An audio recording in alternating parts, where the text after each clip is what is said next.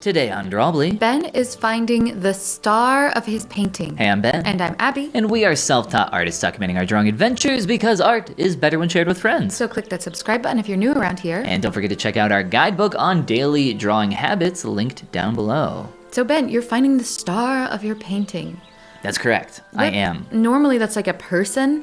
Yes. But you're drawing an environment. Yeah. So this must be really hard. Yeah, especially when you are not actually there in person. So I have been, someone who's, I think the word obsessed with watching YouTube is probably accurate. And I have recently discovered a new YouTuber who I am a big fan of, and their name is Paint Coach. And I'll link to their YouTube channel down below. And I just went on a binge spree of watching a ton of their landscape paintings because I've been really trying to figure out landscapes a bit more, environments in general. Because we've been doing people, and it's hard to shift gears. It is. And one big concept that I took away from just everything that he kind of talked about was this idea of picking one thing in your environment and making that the star of your painting. I like that, like a focal point, but I like the phrasing for that. Yes, so essentially that, a focal point, but the idea goes a little deeper than that as well. So, we're looking at this painting and everything is like roughly proportioned, about the same. I could have exaggerated this even more by making this, or one area of this painting, much larger than the rest to try to bring focus to that and make it the star of the painting. And that could be anything. If I'm looking at this environment piece, this photograph, and I'm like, I really like that pathway. That's so cool. I want to focus on that. I want to hone in on that idea that this is a path that somebody could go down. I would make that much larger and try to make that much more the focal point of this image.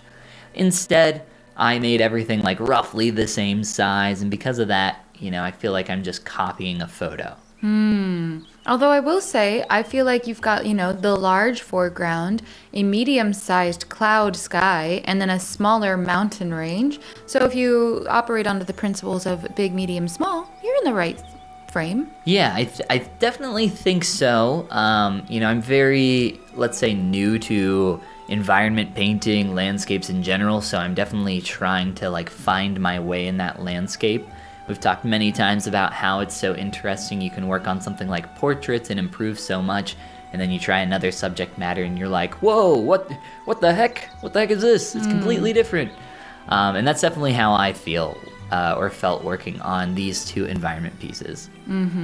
However, I think by, focusing on this concept of finding the star of my painting, really picking one focal point and trying to make that larger, trying to bring visual interest to that through things like saturation, through varied edges, things of that nature, I think I'm really going to start improving my environments a lot more. You already have. This is so cool because I feel like I can already read everything that's happening in this piece, but you have such lovely differentiation. The clouds, you've used kind of more rounded shapes without all this sharper texture. The foreground, you have a lot more delineation between light and shadow, which really brings it into focus. Thank you. And the mountain range has texture, but the gradients are a lot more they're less severe than in the foreground. So it's there in the background, but it's not taking my attention from the foreground. I've definitely learned a lot more.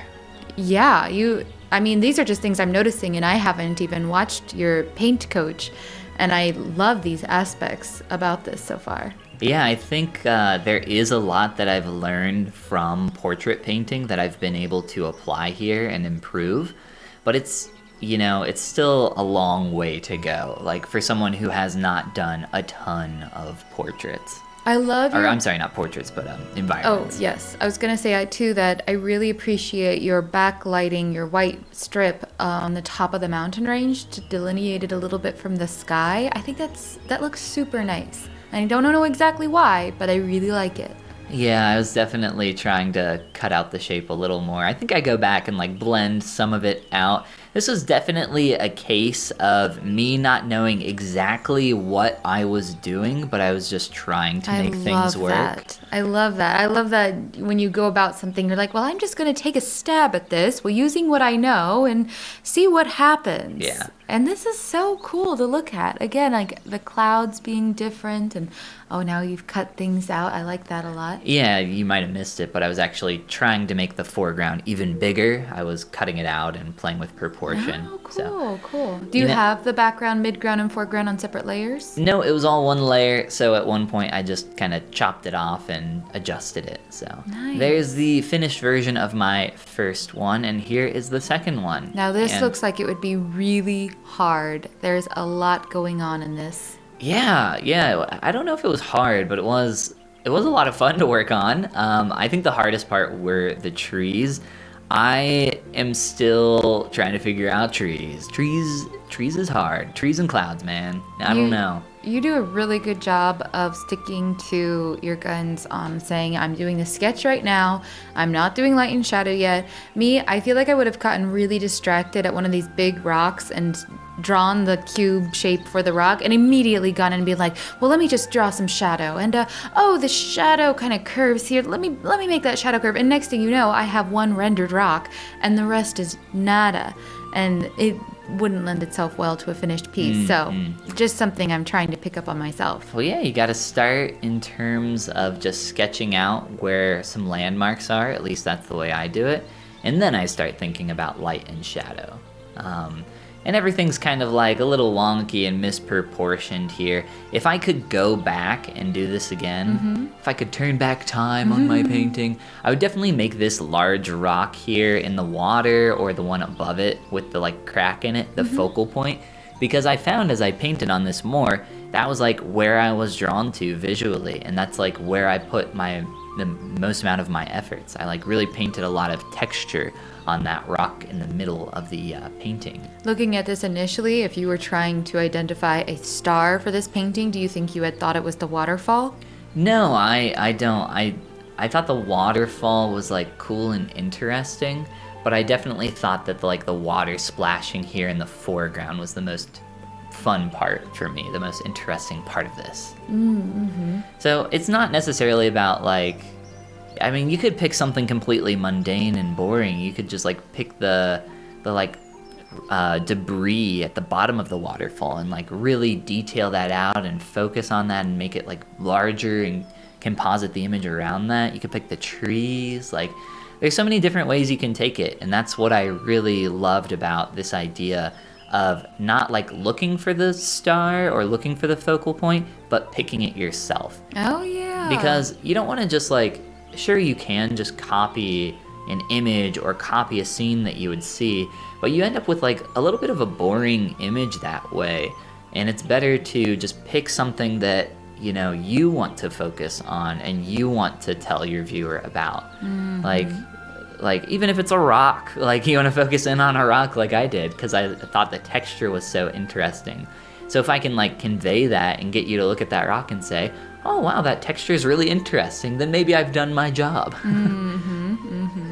Well, then you've done your job, because this is looking super cool already.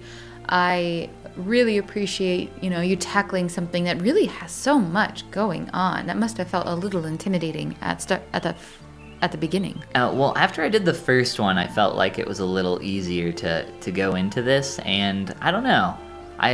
I think in the past I would have been scared of tackling something like this, but now I feel like it's just a matter of sitting down and putting in the time. That makes sense.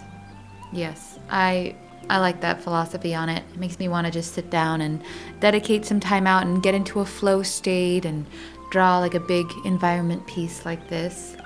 When's the last time you did an environment piece? I'm not sure. It's been quite a long time. I think it had been maybe a year or more probably since the last one I did before these. I'd have to look back in my iPad and see. You know what? I'm going to do that. I'm going to look back at the last one. I'm going to throw a before and after up on screen. I do remember some of your previous environment pieces, however, and they were good also. Ooh. You had like a moonlit path at one point. Oh, in the that's right, that's right. I snow. do Like those were pleasant. Like celebrate those, you know. There was 'cause they were something good. there. There was some stuff going on. It was the beginning of an era. An era. Yes. Well, I will probably do some more environment pieces here soon. This was my short foray into this area, but for the most part, I still really enjoy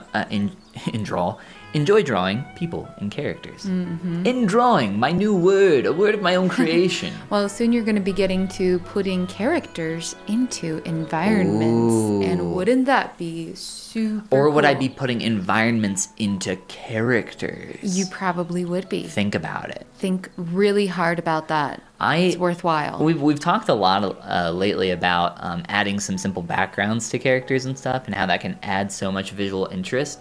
So I think maybe it's time for you to take a short foray into this area as well. Yeah, absolutely. I'll get some environments going. Oh, I love your highlight on that rock because it's textured just like the one in the photo. I've been playing around with a lot of custom brushes of my own creation lately that kind of fit this spell book theme that I really like. You've been talking about this. I'm excited for this. This is my Entangle brush, which kind of creates a little bit of a kind of foresty, leafy texture, but I was also really enjoying it on the rocks to create some interesting edges.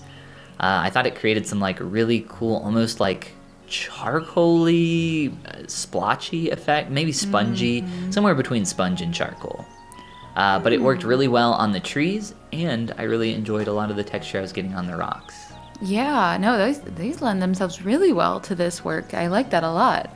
Oh, and you're adding some detail to that debris there. That's super fun. Did you actually mentally have, by this point, had you picked a star of the portrait, of the picture? No, I had not. I had not taken much of a deep dive into that concept before painting these. It was more of like, wow, I really enjoyed my environment paintings. I have improved a lot, but I feel like there's something that I'm missing, something else I need. And I really feel like that concept of choosing the focal point, choosing the star of your painting is what I need to focus on in the future. I love that. I'm going to take that into my drawing week ahead, this idea of choosing my own focal point. That just looks awesome. Well, I'm I love actually this. taking that idea into my portrait paintings and sketches as well. That's excellent. So characters and all that. So stay tuned for more on that, huh? In our upcoming videos.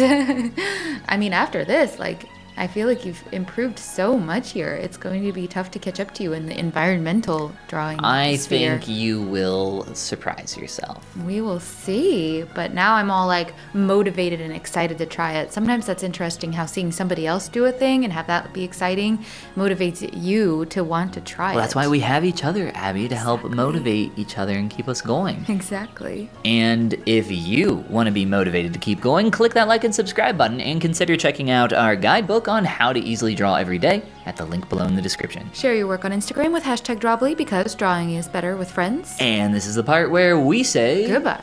Goomba. I wish we had waterfalls like this local to us. We do. They're just hidden away. No. You must cross the bridge to Drawbli. Oh. Uh-oh.